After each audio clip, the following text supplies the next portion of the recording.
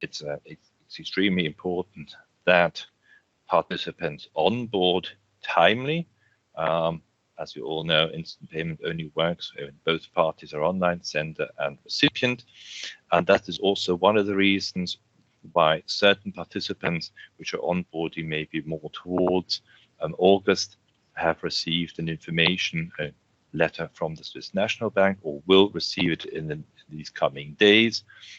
This also, for your information, does not collide with the standard onboarding process, but is to be viewed in addition to this, because we really want to ensure that all parties do onboard when they are required to onboard.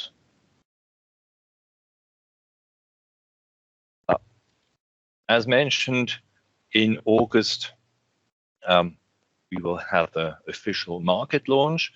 And this, of course, is also a bit of like, I'd like to say, a call to action, because as of then, that is the moment in time when the volume of instant payments definitely will increase. I mentioned before and right at the beginning, we start now that we have 100 participants in this call. I think either today or tomorrow we will reach 100 IP transaction in total on the IP system. That, of course, is nothing compared to what is happening in the RTGS system.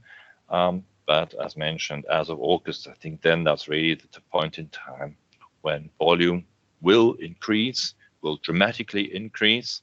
And that is also why we think this is really now the point has come for all parties to really prepare for that, not only from a technical point of view, that all systems work, but also from a process point of view, so that all the payments can be performed properly, that all the related services are ready, and this, of course, includes fraud and risk management aspects. Having said this, I think so the general overview and a bit of the setting the stage, I would now like to hand over to Bruno, who will go a bit more into the details of how exactly the IP service works. Bruno? Thanks a lot, Christopher. Just for my control, I think you can still see the slides, and I hope you can hear me. Okay, Christopher is nodding. Okay, we thought it might be interesting to give you a brief overview of the basic functions of instant payments, as the focus today is not payment specialists, but compliance managers, and maybe not all are aware of some specifics. So what you see here is the different flows which will exist in the SIC system by August. Christoph mentioned the market launch. First is the RTGS payment flow that you know. The debtor gives you an order, you instruct a payment.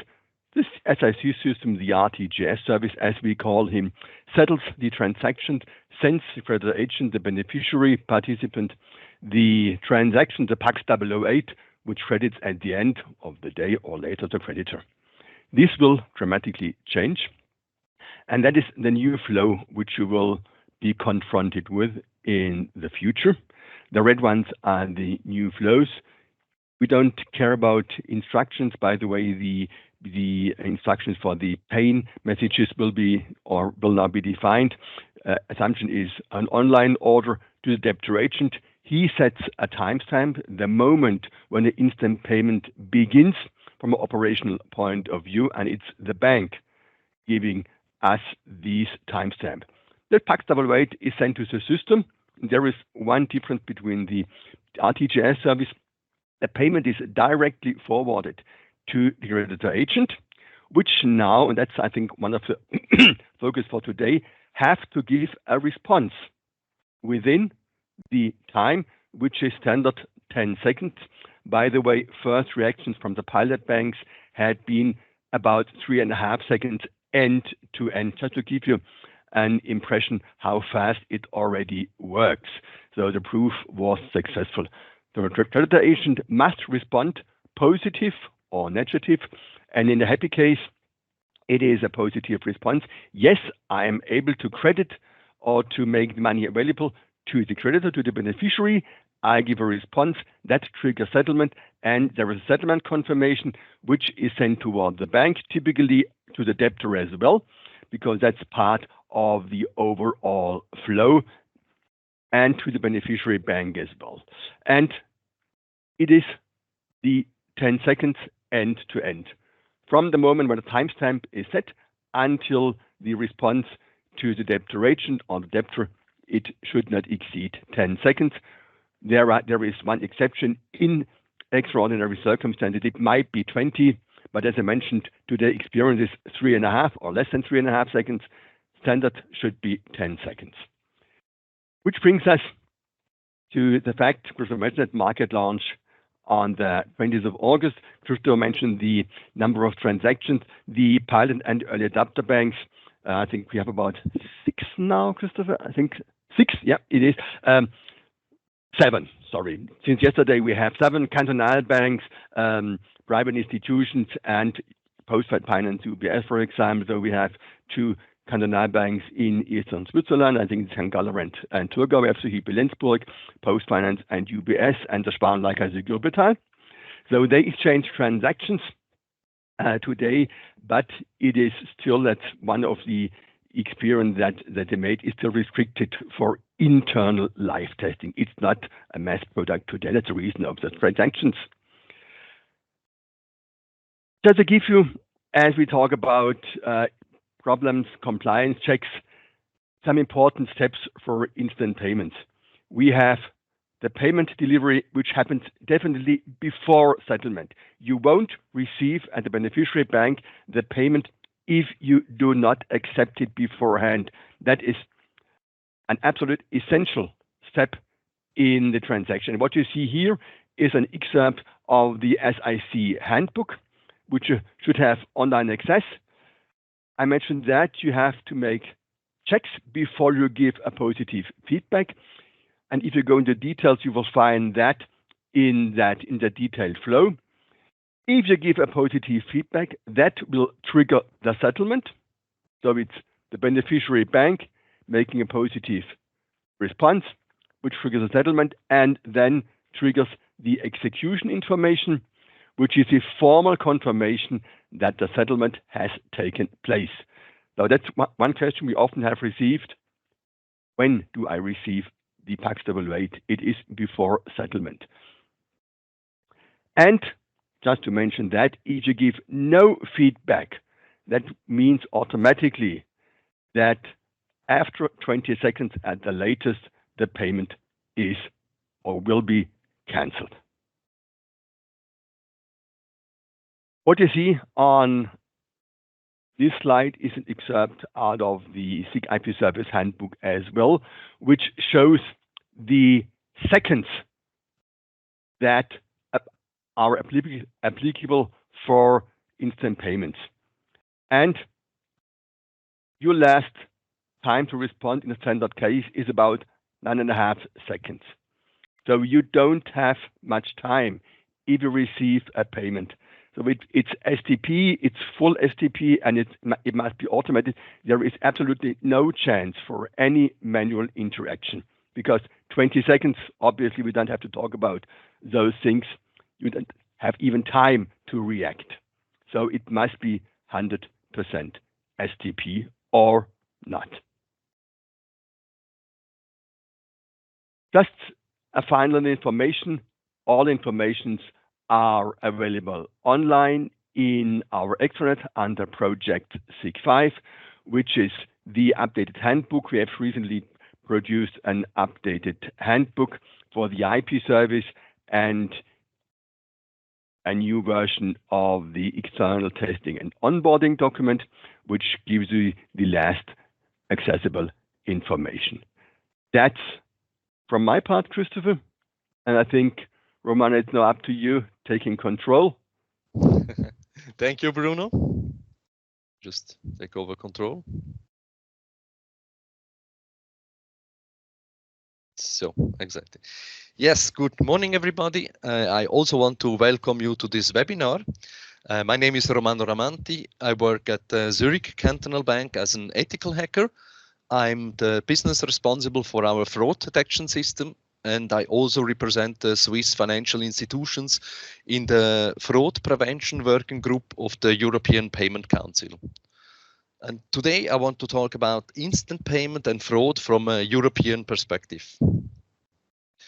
So what are the main challenges with instant payment? I have put here together some topics that we are currently discussing in our the fraud prevention working group.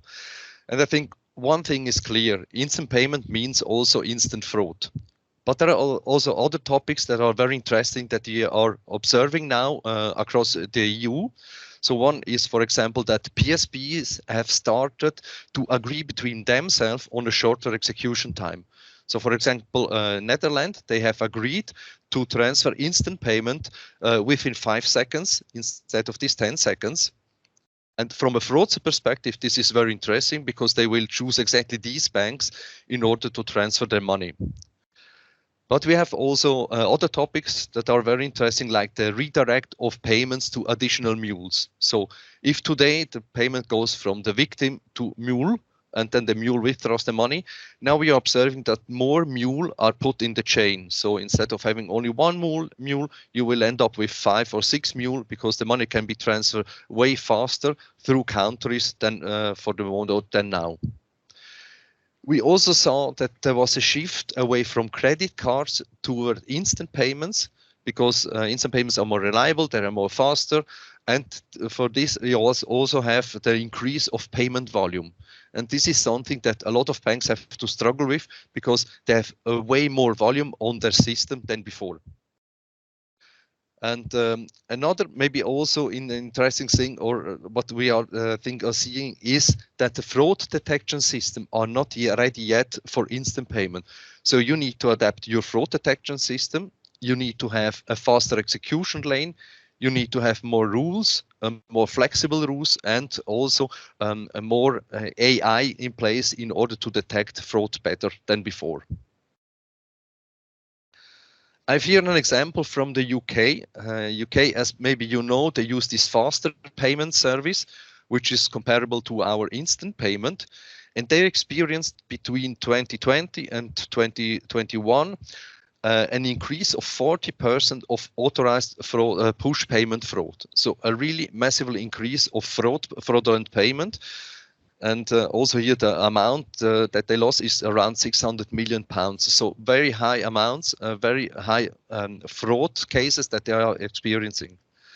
And as you can see here, Pay UK is talking about a fraud epidemic which they have to struggle with.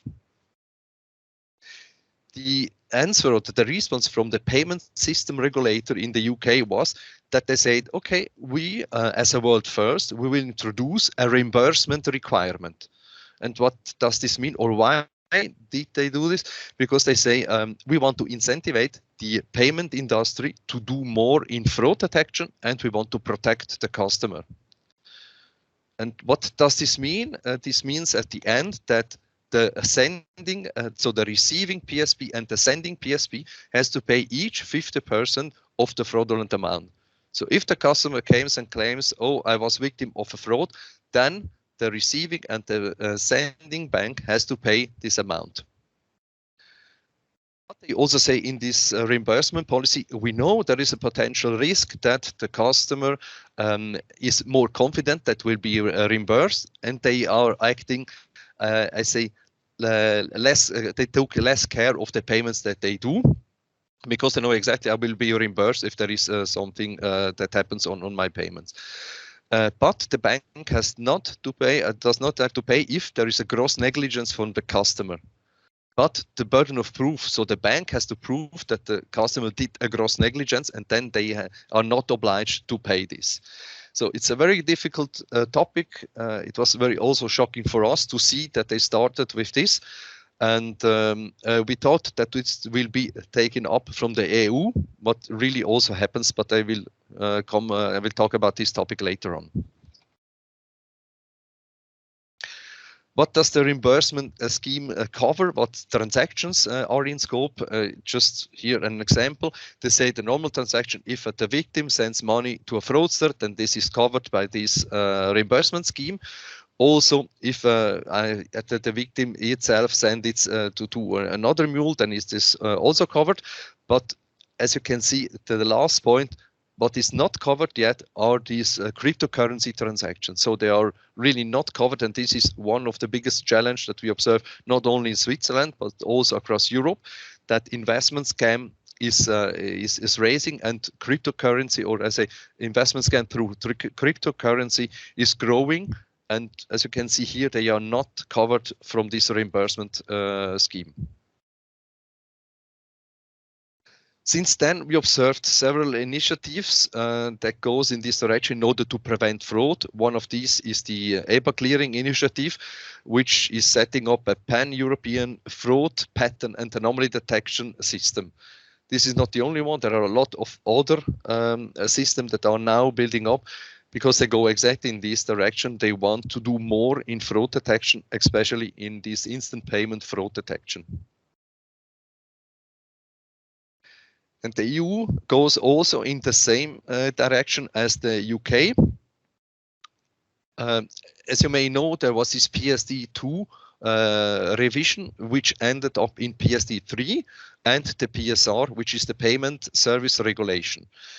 There is currently a proposal for the European Parliament of this PSR, and one of the famous articles is Article 59, which says that the payment system provider shall, if there is the case, first do all the necessary measures in order to eliminate or mitigate the fraud itself, but it has also to refund the customer swiftly when there is a fraud.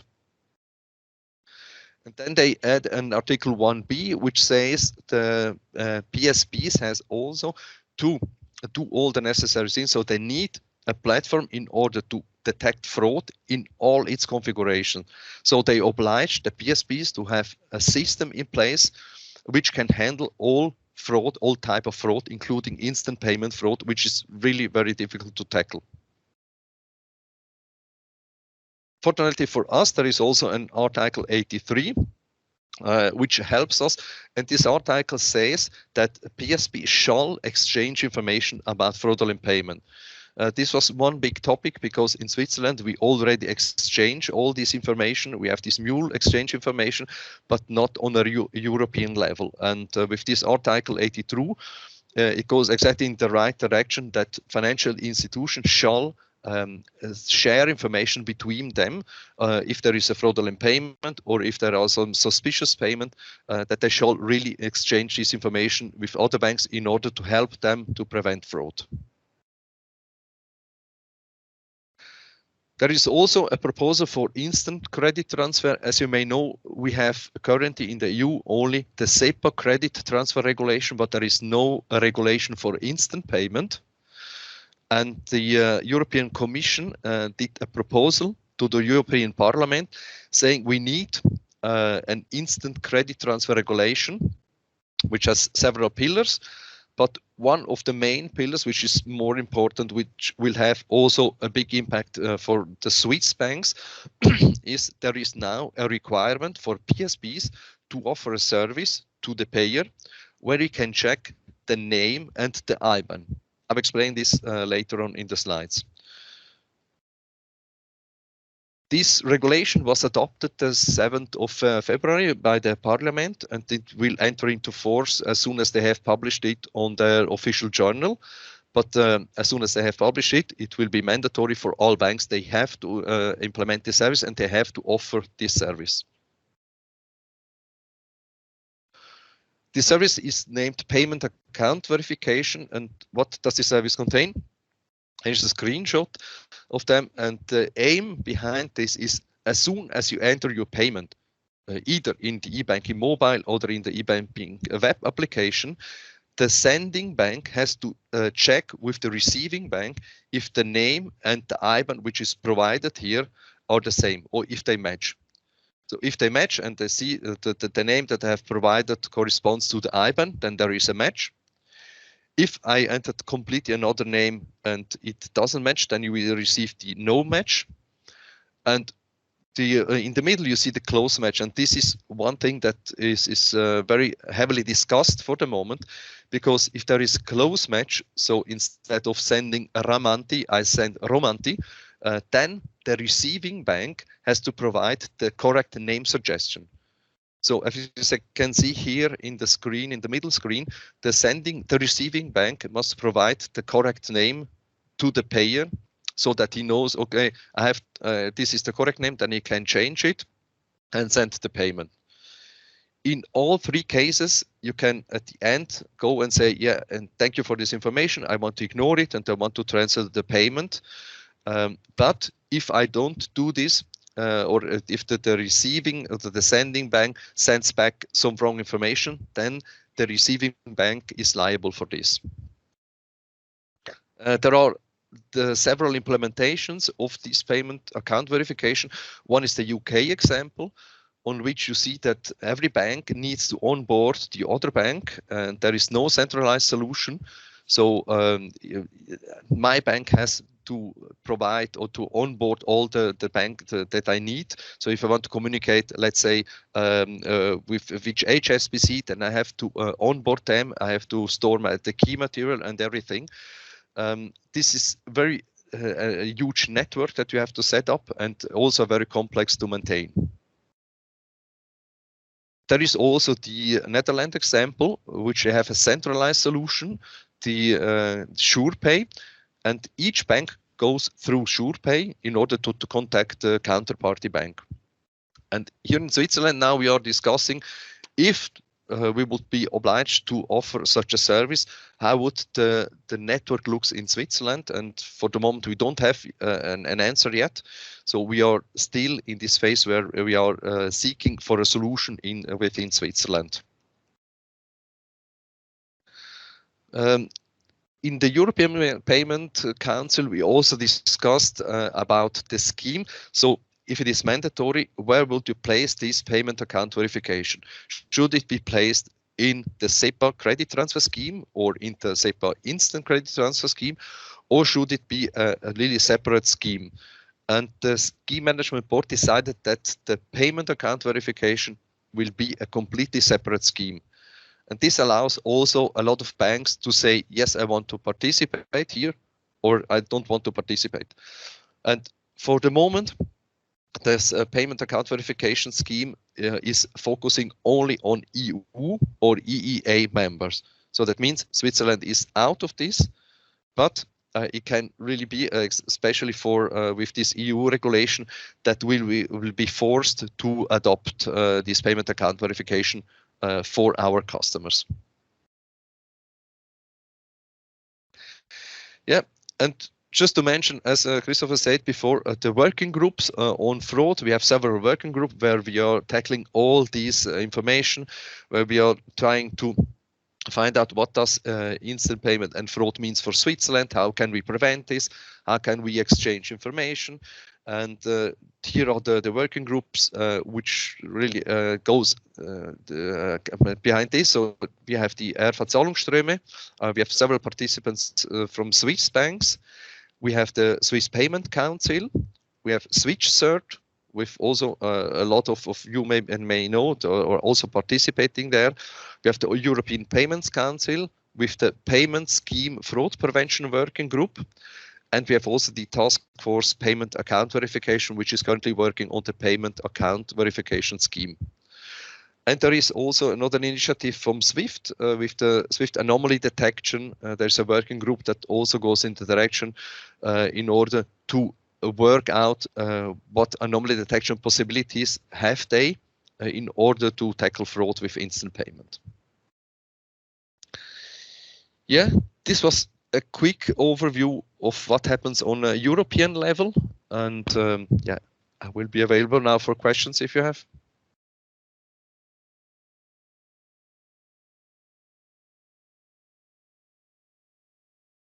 Thank you very much, Romano, for this very, very insightful presentation. The floor is now open for questions. If I look in the Q&A section, I have not yet received any questions. If I look in the chat section, I also do not see any questions. I have of course, prepared an icebreaker question, sort of start up this discussion. So there is one hand raised. Oh, one hand. Very good. Please, would you, if possible, turn on your video? That would be cool if we could see you, and your microphone. State your name and then your question. Hello. Good morning, everyone. I have video option disabled, but I'm glad you can hear me, I guess. My name is Justina Senderek Ferreira. I'm from Credit Suisse. I'm product and program manager for instant payments. And thank you for this presentation. It's really great. My first question is what you mentioned at the very beginning regarding the instant payment means instant fraud. And also question to you, Romano, what do you think at the beginning, the let's say first year or two, how big the risk for the instant fraud or will be on the Swiss market? Because also you have mentioned that there was it was observed on the other markets that the fraud has moved from the credit card schemes towards the instant payment, probably as the volume shifted. At the beginning, Switzerland will probably be observing first the volume moving from the standard payment transactions to the instant payment. But nevertheless, just wanted to hear your judgment. What do you think, how this would look like at the very beginning, first 2 years?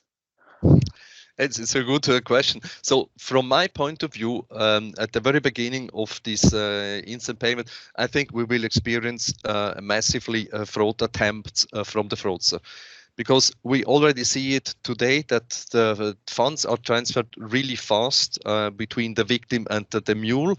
And I think we will really experience that we'll see a real increase of fraudulent payments towards these money mules. I'm not so sure if the credit card transaction will move also that fast. This is sure something that can happen, but we have also other payment instruments here in Switzerland, in our Swiss market, which are already in use, which are already very good. So I don't expect that we will have a lot of transaction going towards instant payment from the credit card point. But nevertheless, I see that we will really have experience an increase of fraudulent payments, because you can transfer it very far. It's maybe not 40% as we know from the UK, but I'm sure we will have a massive, way more frauds than before. Thank you very much. I mean, already today the payments are quite fast. If additionally with instant payments, of course, it would be around the clock and on weekends. But yes, thank you very much. It's interesting. You're welcome. Hello. You hear me?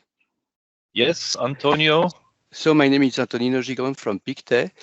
I have a question. You said that for the pre-check, IBAN and name, if we have a clause, okay, we should give the right name. Does it work if, for example, I receive funds for Antonino Gigante or Antonino Gigante, and the name on Pictet it's Antonino Franco Gigante? Mm-hmm. Does it mean that we have to give Franco as well? Exactly. You have to provide the correct name as it is stored in your database. So if you have these two names, then you need to provide these back. And so this is one point. We are also now in the payment scheme fraud prevention group. We are also elaborating rules exactly for this. So if you look at from your point of view, what is a match? Now you can say, okay, for us a match is if you have Antonino Gigante. And that's okay for us. But if you say no, from our point of view, this is not a match, this is only a close match, then you need to provide the additional name as it is stored in your database. So if you can say, for us, it's okay if I send Antonio Gigante, then I can accept this, and then you give back a match, and then the payer knows it's a match, I can proceed with the payment. Okay, maybe another question is not directly linked to the instant payment, but is the filtering, online filtering. Maybe we can also use that to fight the fraud. But we heard that on the SEPA IP instant payment, we should not filter online at least. So what is the situation in Switzerland about that? To filter online, maybe can you just help me with this? What does this mean? The filter the operation, the screening operation against sanctions. That's we should actually we all banks are screened the operation, but we receive the information, for example, that for the SEPA instant payment, we should not do the screening online. Mm-hmm. Due to the 10 seconds, of course. So what will be the situation in Switzerland? Yeah, this really depends, because if you look at the EU, at the financial institution, how they do this, they rely on this 10 seconds. So that means if you start entering the payment, then you do all the necessary check, including all these AML check and everything that you need. And as soon as the customer pushes on send, then the 10 seconds starts to count, and they do all the necessary checks before the customer sends it or pushes it on send. And I think here in Switzerland we have maybe to go also in the same direction. So as soon as the customer starts to enter things, we need to check it also from an AML perspective. But as soon as the customer clicks on send, then the 10 seconds starts to go. So then you are no longer able to do AML checks, to do fraud checks and stuff like that. Yes, but if I'm right, the pre-check will be not mandatory. Is the choice of the customer who send the money to do a pre-check or not? Is it correct? You mean the payment account verification? Yeah. No, yeah, this is something that you need to provide. This is mandatory from the EU regulation. Yeah. We have to provide as a bank, but the customer, when he insert his instant payment, at least in the European community, are you sure that it's a mandatory procedure to do the pre-check before to send the money? Yeah. Is it? Okay. If you read the proposal or as the legislation text, then you should do this check before the money is sent. Okay, that is a mandatory process on the client side. If you do not do that, there is no payment at all. There is no payment. Yeah, you will be liable for this as bank. Okay. Yeah, Antonio, yeah. may I just quickly interrupt? Not that I don't want to stop the discussion. But okay, fine. I think this is it's an important discussion. However, I think this is a discussion focusing on EU, on European law. Yeah. In Switzerland, we do not have, as far as I am concerned, such things. So so this is not yet, or maybe not yet, maybe it will come. We don't know, but this is not a topic for the IP service of SIC. It may potentially come if Swiss legislation follows European legislation. But I think for the moment, if we're focusing primarily on the instant payment service of the SIC system, Swiss francs, then this is not yet a requirement which needs to be done and which needs to look into. Okay, understood. Thank you. Sorry if I interrupted there. I think this just needed some precise thing. But I'd like to just pick up on this point, because in the chat there was a further question regarding naming. I think we can still just quickly breach this topic. Close matches. What about joint accounts and stuff like that? But maybe Roman, you can just give a quick answer to that. What does that mean in that context? And then we'll maybe move on to the next topic. Yeah, here it's the same. It all depends on the rules that you have in place. If you say, for me, this rule is like that. So if I have a joint account, then can I do the check? And if I as bank say it's what I received, what the customer provided me is enough for me to say match or no match, then I can accept this. But at the end, or I say for the moment, it is like that the receiving bank has to say it's okay for me and adapt their own rules concerning these joint accounts. the only thing that I do as a payer, I send the information, the request, and then the receiving bank has to say, yes, these data that I received are enough in order to say it's a close match or a no match. But it all depends on the rule that are set up on the receiving bank. So it's not something that is part of the scheme, but the receiving bank has its own rule, and the receiving bank says the data provided are enough for me in order to say this is a match. If they are not enough, then they have to provide the name suggestion, the correct name suggestion. But it's all a matter of rules that are implemented at the receiving bank. Thank you very much, Romano. I think this is more or less covered most topics around this name matching. I think there was also one question also in the chat, as I mentioned beforehand. This was all regarding EU regulation, not Swiss regulation.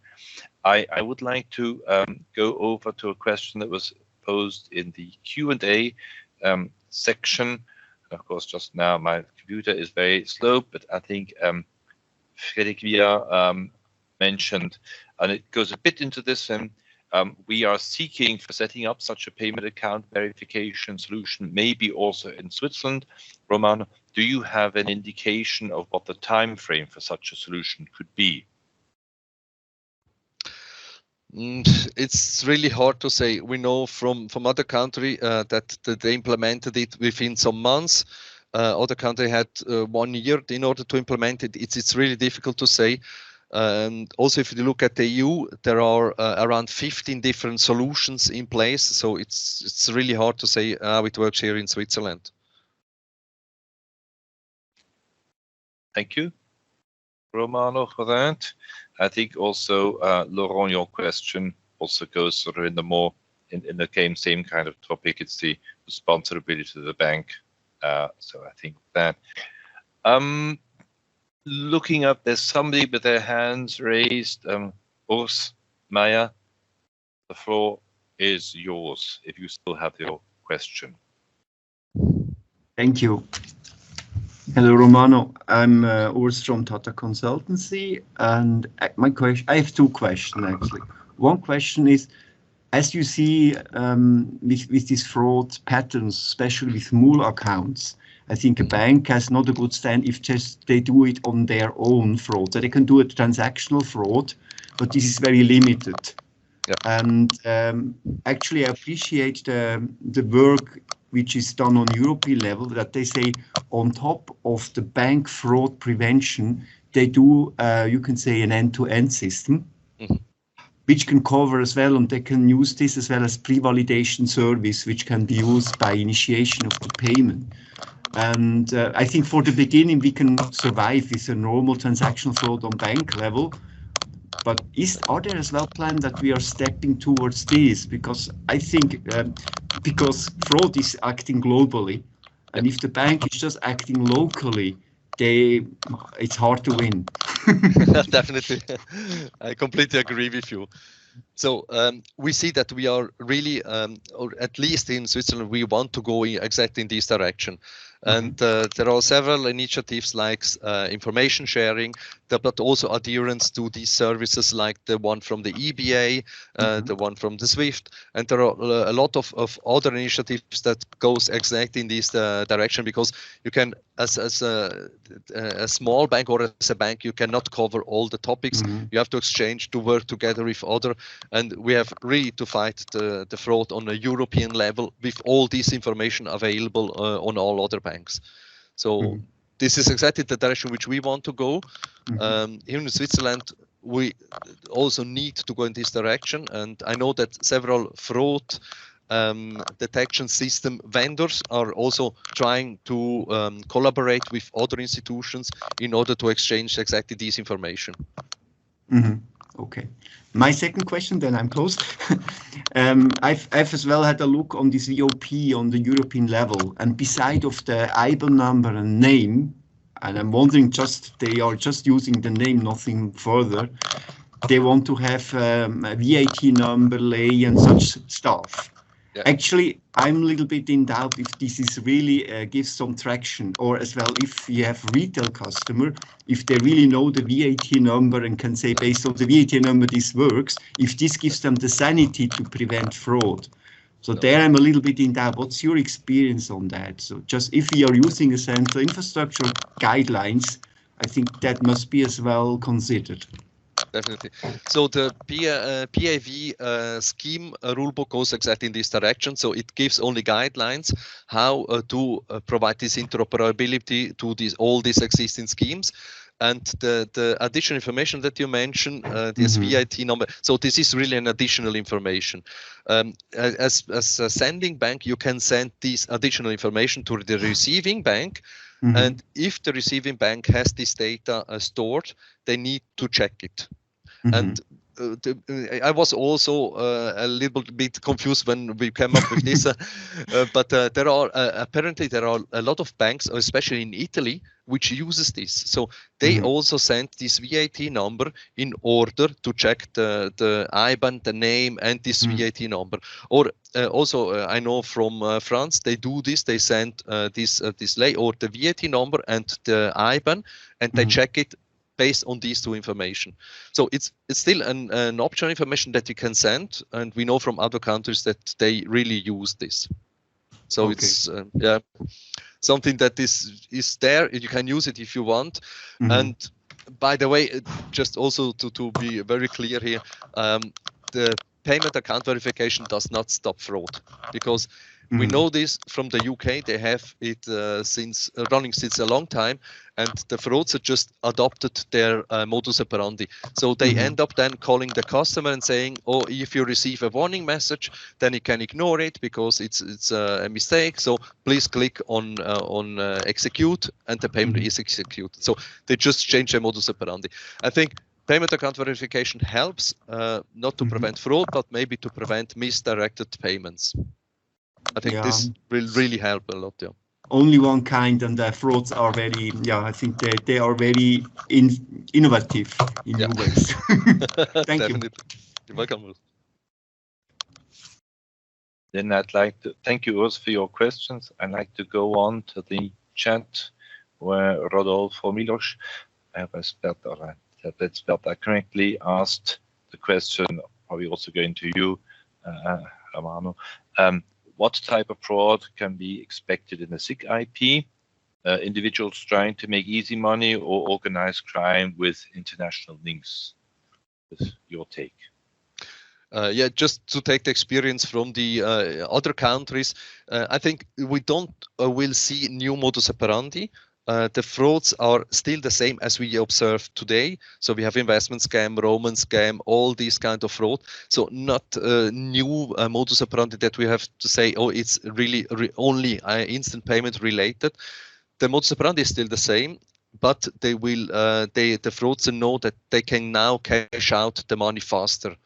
And this is why they really will use instant payment more than before. But still, the modus operandi is still the same.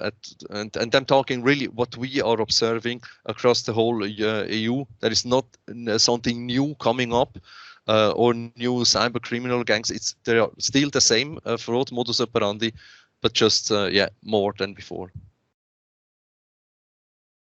Thank you for that.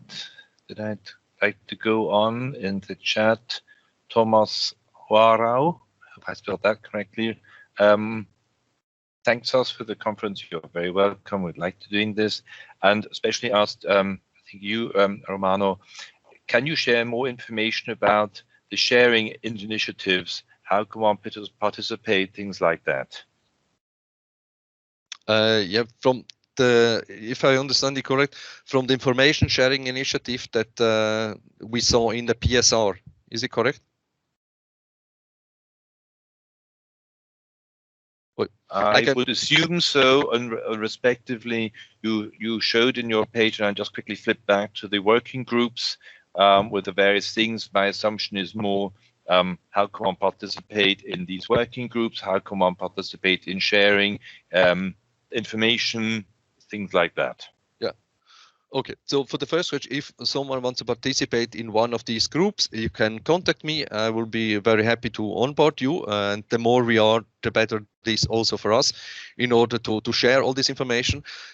In this working group, what we basically do is really sharing new modus operandi, sharing information, sharing rules in order to help each other to combat fraud. So I will be very happy if we can really increase our community. There is also an ongoing initiative from the European Payment Council that this is the MISP platform that we want to try. This is the malware information sharing platform on which we try to share information across whole Europe, also including Switzerland. And the aim there is to share modus operandi and especially fraudulent IBANs. This is something that we are still working on because there are some legal limitations on the EU level, but the platform is there. We have also participants that share modus operandi. So if you're interested in it, I can also provide you with information. And this is something that is going on now on a European level in order to just share more information as possible. But I will be happy to answer a question. You can contact me directly. That sounded not quite, but nearly like a closing statement. But before we close, just like to remind you, if you have any more questions, please do not hesitate to either raise your hand or put them in the chat. Before closing, I'd like to ask you, Romano, just maybe one final closing. If you had one single tip to all banks in regards of the introduction of instant payment from a risk and fraud perspective, what would that sort of like the call to action be? So call to action would be adapt your fraud detection system because this is the only way that you have to detect fraud. Thank you very much. I think Bruno has, if I he's sitting next to me, he's making noises. He'd like to say something, if I understand him correctly. Yeah, it's thanks a lot, Christopher. And I think in addition to Romano's comment, adapt your screening systems. Experience of the piloting and early adapter phase. Sorry, I should turn on my camera. Sorry for that. Experience out of the early adapter phase is that with instant payment may not contain an address. And that was sometimes surprisingly for one of the participants. Please have an eye on that. It's not mandatory to provide the address. Just to mention that if you talk about adapting system, that was one of the experiences that came up in the early adapter phase. Just to mention that, Christopher. Thank you very much, Bruno, for that. I have not yet seen any more questions either in the chat or in the Q&A section, if I'm correctly. No, there's just a question has come in from, I think, Tanya Vukovic-Golub. Did I understand correctly that all checks related to the payments, i.e. IML sanctions, name match, etc., must be carried out by the bank while the customer, just give me a second, customer enters the payment? Once the customer has clicked send, no more checks can be formed due to the time limit. Romano, what is your take on that? I think that's correct. Yeah, that's correct, exactly. Let me just, Christopher, add. Maybe I'm too deep in details. The timestamp that sets the time when the 10 seconds or maximum 20 seconds count is set by the bank. So we had that during the pilot phase as well. It can be from an operational point of view. It must be there when the payment is received by the service. So, but when the bank sets this timestamp, at the moment when the customer enters it in the online screen or after making the screen, that's out of the scope. But it is the formal moment when the countdown starts. So it's up to the banks. A suggestion could be at the latest point when transmitting the service or the payment to the IP service. But I cannot judge that, but it is a formal point. When discussing that during the last years with the banks, it came out that they needed some time to transfer it, and they decided to set the timestamp at the latest point in time before sending, just to mention that. Just a last question, a last stupid question, sorry. It's regarding the contingency plan. I mean, if there is a communication break, I mean, it's down, no communication anymore with 6, the scenario will be as a cart. I mean, it's down, okay, that's it, no solution. Or should we expect a kind of mini SIG, something like that? Maybe I can pass this question over to Bruno. Hi, Bruno. Yeah. Hi. Mini-SIG will definitely not work. We had extensive discussions internally and in respective working groups. We thought even about producing a file or a non-time critical instant payment, a work which is in itself ridiculous. Even mini-SIG, the fact is that you would have to coordinate all including participants, the sending receiving bank, the timestamp must be ignored, it won't work. The simple response is, as described in the IP service handbook, if there is no service, there is no instant payment possible. It will be a knock from the system. Simple as it. Otherwise, it won't work because it's always a network effect. You have to coordinate 2 or 3 entities. That won't work. Does that help? Yes, it's logical. But if we have a break, let's say in the afternoon, and we have to produce, I mean, not only for IP, but for all payments, should we also on the DVD for the mini-SIG have the IP operation as well included on the DVD? No, it won't work. It will not be executed as a normal payment. This won't work. I'm not sure how we describe that in the specification for the mini-SIG, but mini-SIG is without instant payment. If you allow your customer to transfer this payment, it should be a normal RTGS payment, a pure packable standardized with no starting point, etc., etc. We discussed that during the last years. If the easiest way is to make a knock towards your customer and simply tell him, oh, it doesn't work for whatever reasons. There are several reasons why which prevent the execution of a payment. And it's up to the bank to simply tell them it doesn't work. That's the experience I personally receive when acting with European banks. They simply tell me it doesn't work. Nevertheless, and it doesn't work sometimes, for whatever reason, and you have to re-enter it as a normal SCT, which meaning in our word, an RTGS payment as normal. Okay, so thank instant you. Instant and BCM doesn't really work. It's yes or no, simple as it. Yeah. No, understood. But it's the question was also if we did payment on the morning and in the afternoon we have a break. I mean, and we have to produce the DVD. Should we also include the? But the answer is no. Okay, no. Thank you. The answer is no. We will have, and I think we have described it in the IP service handbook. We have several BCM mechanisms, and which focus on bringing the service itself in a correct mode to give you the correct statements. But there is no intention to ask the banks for resending it. But I had just a discussion yesterday. There will be some exception cases, or maybe we're going to change that. But for the moment, no instant payment in mini-SIG or on a backup tape. Doesn't work. Okay, thank you.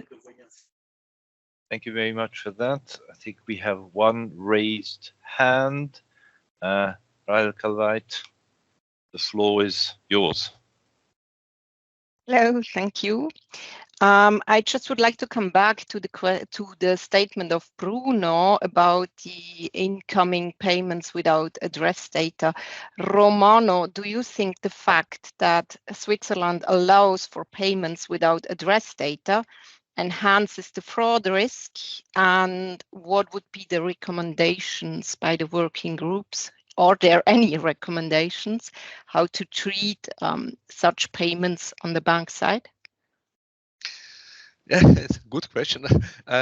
So from my point of view, this will sure increase the fraud risk, definitely, because what we also see here that if you don't have a name, you cannot really check on it. And this, I think, is one of the biggest problem.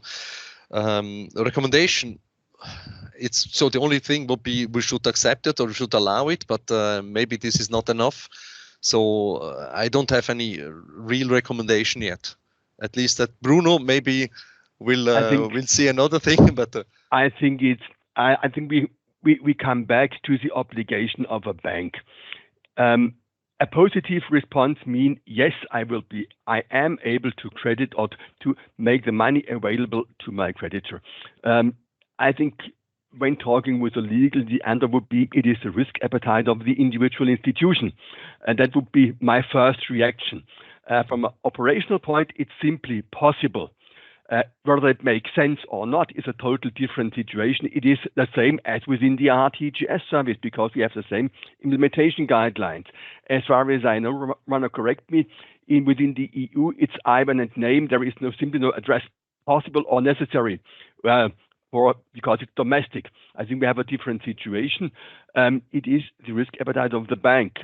I have heard that a specific bank rejects it because it's not compliant with their internal requirements. It's, I would say, the risk appetite of the bank. And I have no clue how many addresses today are missing. We didn't investigate that. It was a recent discussion that we have. I personally doubt that there will be many transactions, but I have no idea for the moment, right? Just to be very transparent on that. But there is a recommendation, and I think there won't be any recommendation because it is a legal obligation of the bank to fulfill their obligations. Thank you for those. Then we just got in one or two more questions on the chat. Romano, this is probably directed to you. Are scheduled instant payments also offered in the EU, and how is the fraud detection done? So maybe just to have a little bit more context, scheduled instant payment transaction. Romano, I think I have an idea, and Fabian, correct me if I'm wrong. A scheduled instant payment would be I accept as a bank instant payment from my customer for the day after tomorrow execution. Is that correct, Fabian? That's correct. What I meant. Yeah. Okay. Does it help, Romano?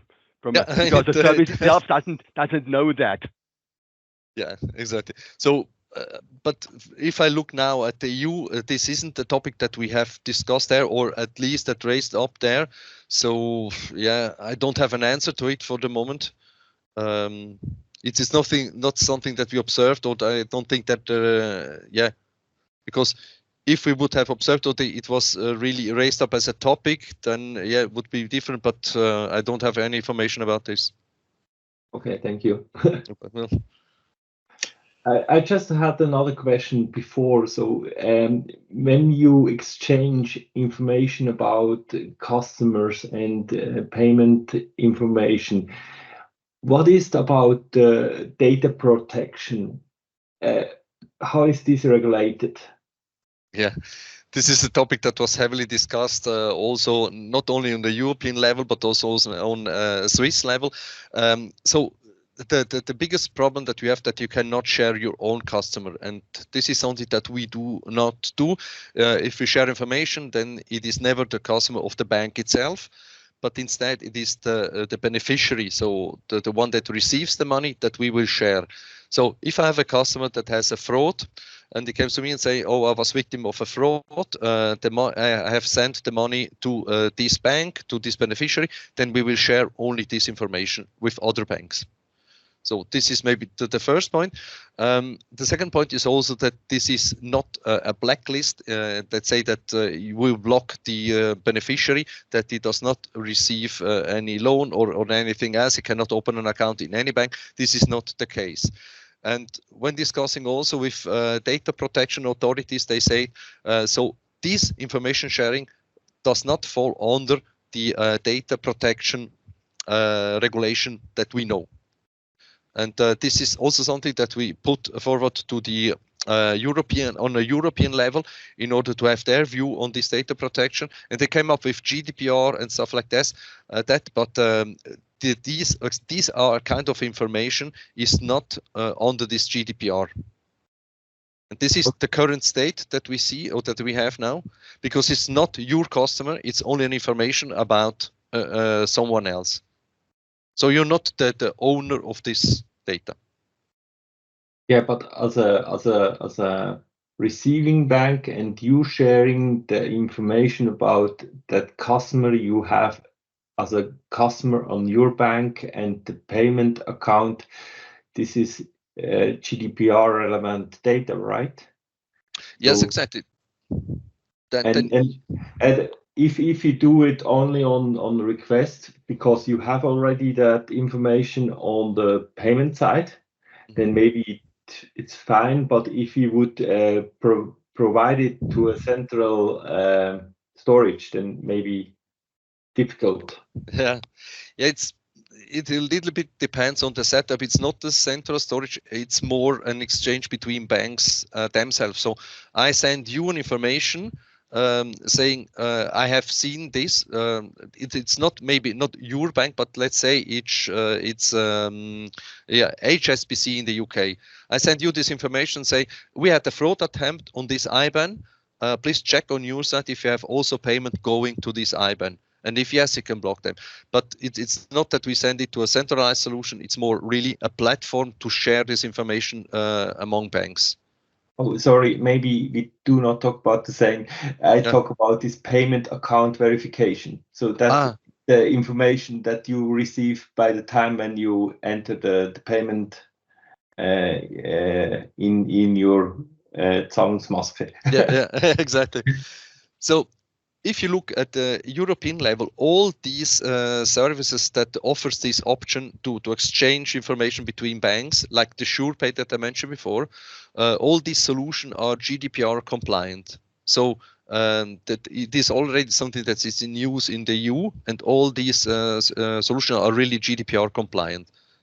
So you don't have to think about it. If you want to implement it, they are GDPR compliant. You don't need to do necessary steps on your side. Okay. Yeah. Thank you. Yeah. We have received 2 more questions in the chat by, I think, if I read this correctly, Catherine Agdag, and also from Laurent. As first question is regarding risk appetite to receive a bank. Can we say we don't do a close match? We either accept or deny the verification. And the second question is from Laurent. With the introduction of structured addresses, the town name and country will be mandatory as far as he understands. I've put both these questions together because Bruno said that he would like to answer both in one go. Bruno? I'll try to start with Laura's question, which is a very good question. So if address would be mandatory, the problem with the missing address is solved because there will be an address in the payment. Independent whether it's structured or non-structured. I'm not a standard expert, but I would say, Laurent, yes, it will be. If it would be obligation for addresses, there will be an address. The second, I'm not quite sure, Romano. I try, and please help me if I'm wrong. If we look on the Swiss franc, which is the focus for today, there is no close match response. It is a yes or a no from the beneficiary bank, and it is a responsibility of the bank to give a positive response if she can make the money available. Though this discussion we had about payment account verification or not is, as far as I learned, not relevant today for the IPO. So it simply doesn't exist. Yes, correct. I accept it or not. Is that correct, Romano? Yeah, that is correct, exactly. But let's say if we look a little bit further, so the legislation says if you provide the service, you need to send all 3 status. So match, no match, and the close match. So you cannot say I only want to send match or no match. You need to provide all 3 statuses. So this is just for additional information. Yeah. But I completely agree with what you said, Bruno. Which makes perfect sense. I know the discussion that we had and saw the screens, and it is an interesting feature. But just to mention this and to make it precise, it is EU discussion, not within the Swiss franc IP. Definitely. Thank you for those explanations. And I think if I look in the chat, I have seen no more questions in the chat, either in the chat section or in the Q&A.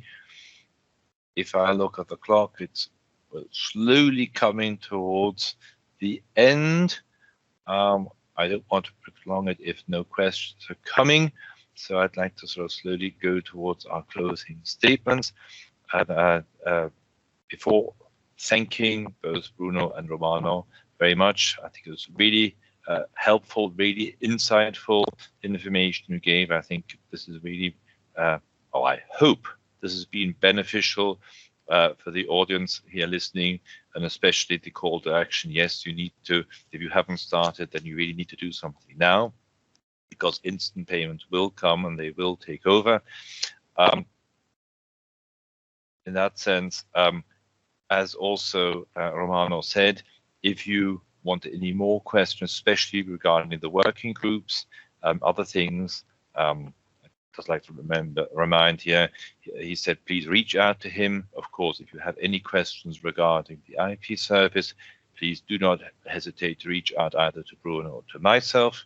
We are here to help you. We're here to support you. And having said that, I'd like to come to the close.